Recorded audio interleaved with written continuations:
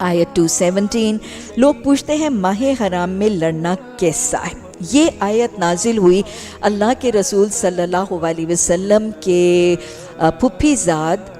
صحابی حضرت عبداللہ بن جحش رضی اللہ تعالیٰ عنہ کے حق میں۔ حضرت زینب بنت جحش کے بھائی ہیں، آپ کے پھپھی زاد ہیں۔ یہ ہمیں پتہ چلتا ہے کہ رجب 2 ہجری میں غزوہ بدر سے پہلے جب مشرکین مکہ کے حملوں کی دھمکیاں آ رہی تھیں تو آپ نے حضرت عبداللہ کی قیادت میں 8 سے 10 لوگوں کا دستہ جو ہے مدینہ کے مضافات میں صرف اس لیے بھیجا کہ مشرکین مکہ کی حرکتیں جو ہیں وہ دیکھی جائیں کہ کوئی اس قسم کی سسپیشس حرکت ارد گرد مدینہ کے موجود تو نہیں ہے۔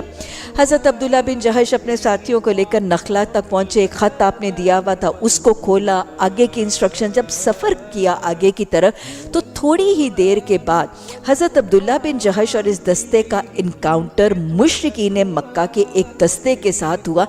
جن کی جو نقل و حرکت تھی وہ بالکل جاسوسی والی اور صحیح نہیں لگ رہی تھی۔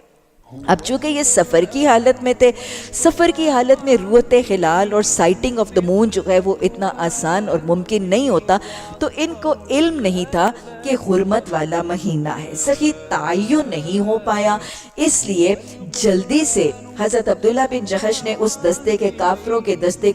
کو پرسیو کیا، ان کا تعاقب کیا اور جلدی سے ان پر حملہ کر کے ایک شخص کو ہلاک کر دیا۔ جلدی اس لیے کی کہ ان کا یہ خیال، ان کو پتہ ہی نہیں تھا کہ حرمت والا مہینہ ہے، اور ان کا خیال یہ تھا کہ اگر میں نے تاخیر کی اور یہ حرم کی حدود میں داخل ہو گئے تو پھر میں شاید ان کے ساتھ معاملہ نہیں کر سکوں گا۔ تو اس اخلاص اور نیک نیتی سے حضرت عبداللہ بن جحش سے ایک مشرک کا قتل اصل میں کون سے حرمت والے مہینے میں ہو گیا، لا علمی کی بنیاد پر۔